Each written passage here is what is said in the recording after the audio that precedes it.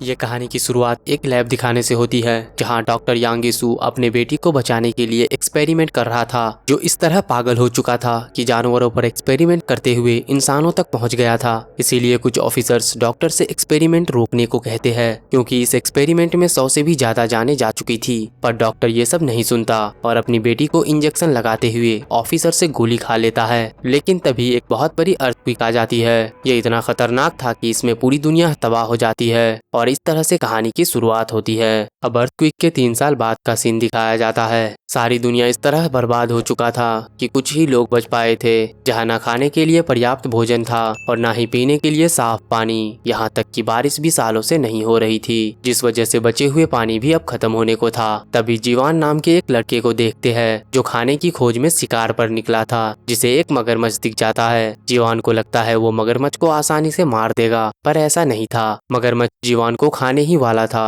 कि तभी एक हट्टा कट्टा गबरू जवान, जिसका नाम ही नामसान है, पर हम इसे गोरिल्ला कहेंगे क्योंकि इसके अंदर गोरिल्ला जितनी ही ताकत है। ये गोरिल्ला मगरमच्छ के पूंछ को पकड़ लेता है और अपने मीट काटने वाले चाकू से मगरमच्छ के 2 टुकड़े कर देता है। ये दोनों बायोलॉजिकल फादर सन तो नहीं थे, बट उससे भी बढ़कर थे। फिर दोनों बस डिस्ट्रिक्ट के मार्केट में पहुंचकर मगरमच्छ के मीट को बेचने लगते हैं, जहाँ लोग पानी के साथ डिफरेंट सामान के बदले मीट को खरीद रहे होते हैं। तभी एक लेडी सोने की कुछ गहने लेकर आती है, साथ ही गोरिल्ला पर लाइन भी मार रही थी। लेकिन अब इस दुनिया में सोने की कोई वैल्यू नहीं रह गया था, इसीलिए गोरिल्ला उसे फ्री में एक स्नैक देकर भगा देता है। वहीं एक लड़की भी अपने दादी के साथ आई थी, जिसका नाम सूना होता है। दरअसल सूना भी गोरिल्ला के गांव से ही होती है और सूना को पेंटिंग बनाना बहुत पसंद है, इसीलिए गोरिल्ला को अपने बनाई हुई एक पेंटिंग देती है, क्योंकि गोरिल्ला उसे अपने बेटी की तरह मानता है और उसने ही उसे भूकंप से भी बचाया था। वहीं जीवान थोड़ा जेलस हो गया था क्योंकि वो सूना को पसंद करता था और उसने इसके लिए कुछ भी नहीं लाई। खैर ये सब बातें हो ही रही थी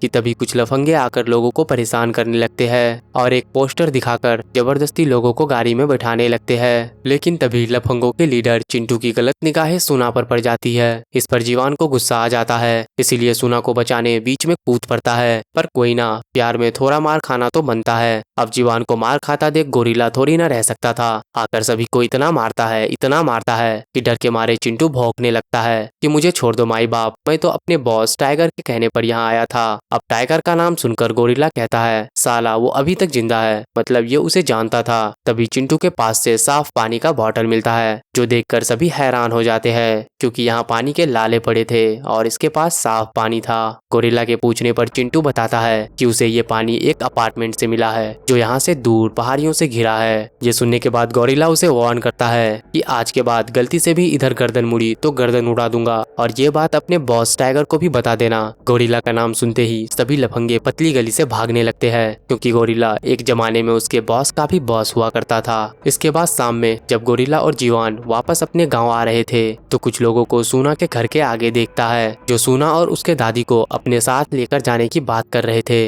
दरअसल ये लोग वही अपार्टमेंट के लोग थे जिसके बारे में चिंटू बता रहा था। उनमें से एक लेडी टीचर होती है जो युवाओं को उसके फैमिली सहित अपार्टमेंट में पढ़ाती है, और इस बार सूना के फैमिली को सिलेक्ट किया गया है और सूना को उसके दादी के इलाज के साथ खाना और साफ पानी का लालच देकर मना लेती है। इस पर सूना जीवान और गोरिल्ला को भी साथ लेकर चलने को कहती है, जिसे लेडी मना कर देती है क्योंकि वो केवल परिवार को ही लेकर जा सकते हैं। इस पर गोरिल्ला कहता है, कोई बात नहीं, हम लोग वीकेंड पर तुमसे मिलने आया करेंगे। अब जाने से पहले सूना जीवान को उसकी बनाई हुई पहली पेंटिंग देती है, जिससे जीवान खुश हो जाता है। इसके बाद रात में गोरिल्ला और जीवान सूना को याद करते हुए बोर हो रहा था, इसीलिए बाहर हवा खाने निकल पड़ता है। वहीं दूसरी तरफ अपार्टमेंट के लोग सूना के साथ और भी फैमिलीज को लेकर जा रहे थे, जिसे दूसरे गांव से लाया था, जिसमें जोई नाम के एक लड़की को देखते हैं जो सूना से दोस्ती कर लेती है क्योंकि वो भी 18 की थी। फिर देखते हैं दादी चल चल के थक गई थी, इसीलिए टीचर उसे और एक दूसरे गाँव के दादाजी को पास में ही मेडिकल सेंटर बताकर अपने 2 लोगों के साथ भेज देती है, जिसे सुबह गाड़ी भेजकर मंगा लिया जाएगा और बाकियों को लेकर यहाँ से आगे बढ़ने लगते हैं। पर थोड़ी ही दूर चलने पर अपार्टमेंट के ऑफिसर्स के पास पहुँच जाते हैं। ये देखकर सूना भड़क जाती है कि इतनी नजदीक गाड़ी होने के बावजूद भी आपने दादी को मेडिकल सेंटर पर क्यों छोड़ा? इस पर ऑफिसर बहाना बनाने लगते हैं, लेकिन तभी ऑफिसर्स के कान के नीचे कुछ अजीब सा निशान देखकर सोना को शक होने लगता है, इसीलिए वो थोड़ा सावधान हो जाती है। पर टीचर अपनी चिकनी चुपड़ी बातों में फंसाकर सभी को लेकर आगे बढ़ने लगते हैं। इधर अपार्टमेंट के दोनों बंदे दादी और दादाजी को लेकर एक खंडहर के पास आ जाते हैं, जहाँ कोई मेडिकल नहीं था, बल्कि ये लोग तो दोनों को मारने के लिए यहाँ लाए थे। फिर दत्तू को खाई में धक्का दे देता है और दादी को चाकू घोंप देता है। लेकिन तभी गोरिल्ला और जीवान भी टहलते टहलते यहाँ आ गए थे, जो दादी जी को मारते हुए देख लेते हैं। इस पर अपार्टमेंट के लोग इन पर भी हमला कर देता है, पर गोरिल्ला उन दोनों के अंदर अपनी चाकू आर पार कर देता है। बट ये लोग मरकर भी जिंदा हो जाते हैं, क्योंकि अब ये इंसान नहीं ज़ॉम्बी टाइप इंसान बन गए थे, जो बार बार मरकर जिंदा हो जा रहे थे। तभी पता नहीं कहाँ से एक लेडी आकर ज़ॉम्बी का सर धड़ से अलग कर देती है, जिससे ये ज़ॉम्बी इंसान पूरी तरह से मारा जाता है। यानी कि इस टाइप के ज़ॉम्बी को मारने के लिए उसके मुंडी को धड़ से अलग करना होता है। अब गोरिल्ला और जीवान को समझ आ गया था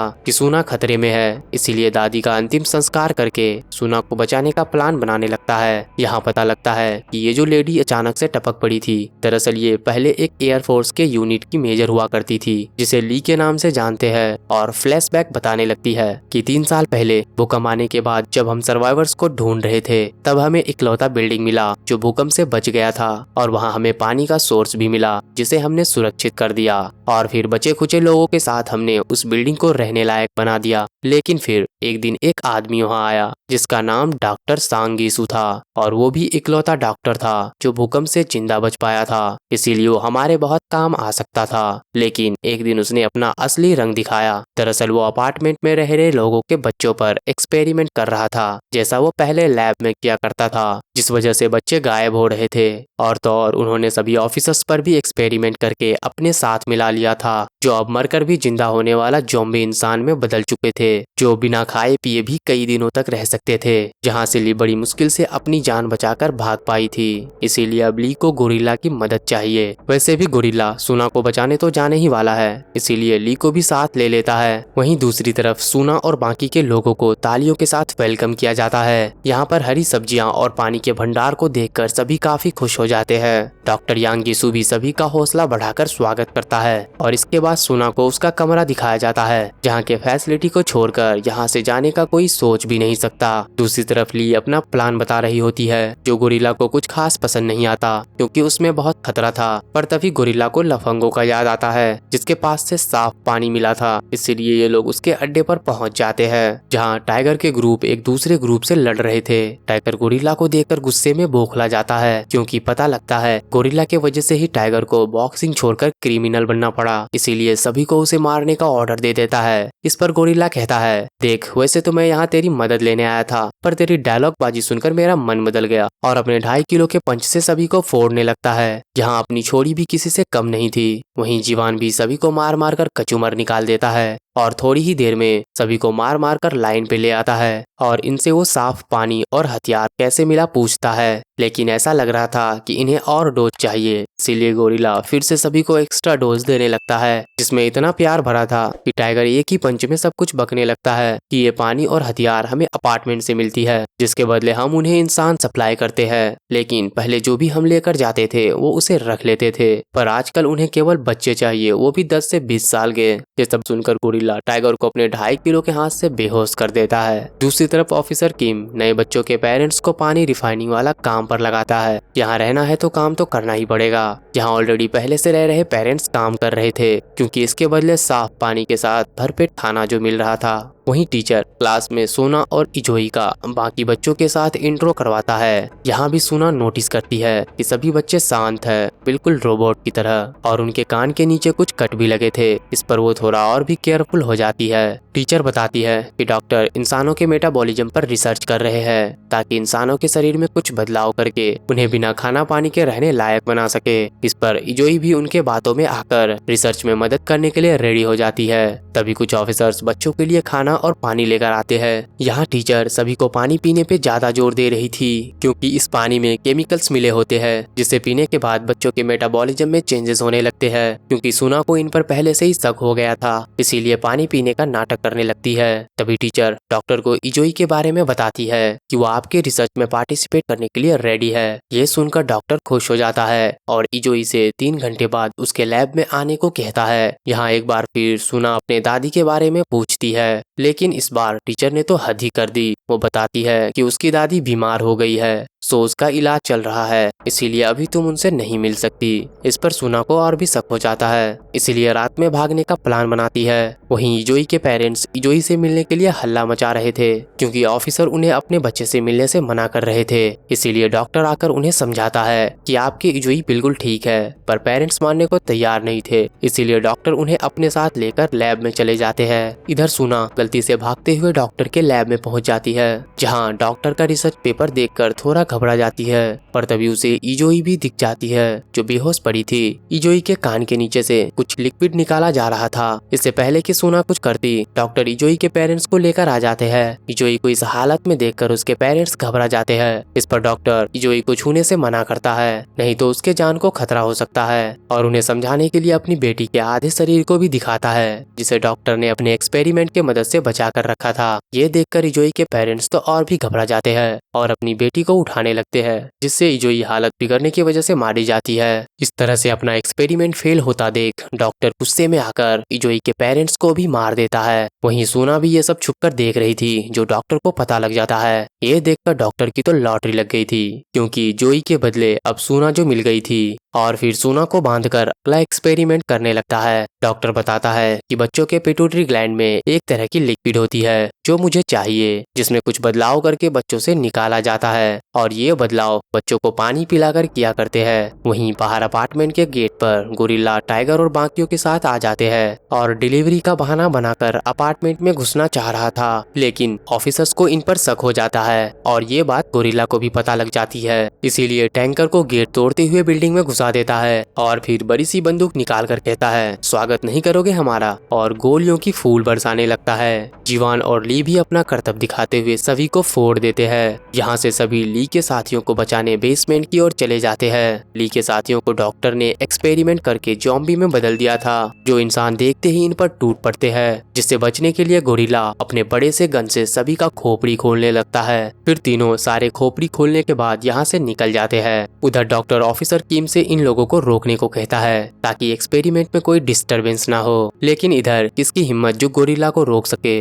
गोरिल्ला सभी ऑफिसर्स का शिकार करते हुए रास्ते क्लियर करने लगता है, ताकि जीवान और ली ऊपर जाकर सोना को ढूंढ सके। लेकिन थोड़ी ही देर बाद गोरिल्ला का बुलेट खत्म हो जाता है, इसीलिए अब गोरिल्ला अपना मीट काटने वाला चाकू निकालकर ऑफिसर्स को ही मीट समझकर काटने लगता है, जो इतना ब्रूटल था कि क्या ही बताए। उधर ली जीवान को कवर देते हुए आगे भेज देती है, लेकिन तभी ली का सामना ऑफिसर किम से हो जाता है, जो ली को बुरी तरह पीटकर बिल्डिंग के नीचे फेंक देता है, जिसमें खुद की भी एक आंख फुड़वा लेता है। इधर जीवान टीचर को बंदी बनाकर सोना के पास लेकर जा रहा था कि तभी सामने ऑफिसर किम आ जाते हैं। पर डरने की कोई बात नहीं छुटकू, अपना गोरिल्ला भी ठीक टाइम पर पहुंचकर जीवान से काम जारी रखने को कहता है, ताकि यह खुद ऑफिसर किम से परेड करवा सके, क्योंकि इसने बिल्डिंग के लिफ्ट को ठीक नहीं करवाया था, जिस वजह से गोरिल्ला को सीढ़ी चढ़कर आना पड़ा। अब कुछ देर तक परेड करवाने के बाद गोरिल्ला ऊब जाता है, इसीलिए ऑफिसर किम के सर को निकालकर अगले शिकार के खोज में निकल पड़ता है। दूसरी तरफ डॉक्टर सोना से निकाले हुए लिक्विड को अपने बॉडी में इंजेक्ट करके खुश हो जाता है, क्योंकि ये लिक्विड बाकियों से अलग था। डॉक्टर को लगा कि एक्सपेरिमेंट सक्सेसफुल हो गया,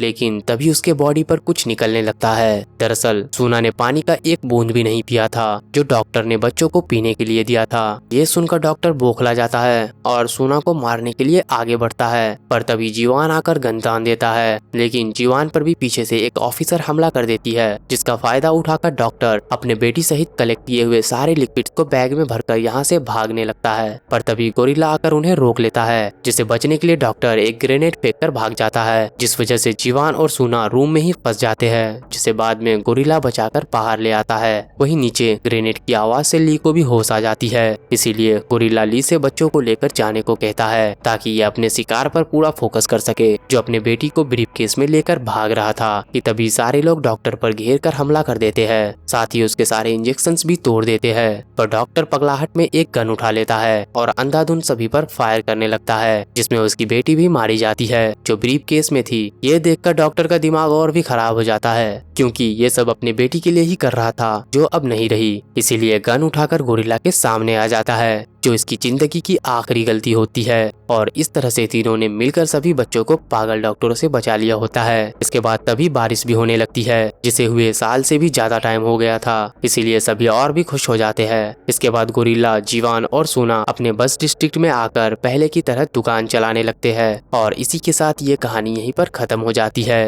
दोस्तों वीडियो अच्छी लगी हो तो वीडियो को लाइक और चैनल को सब्सक्राइब करके बेल आइकन प्रेस कर दे और हम मिलते हैं आपसे नेक्स्ट वीडियो में। Have a nice day.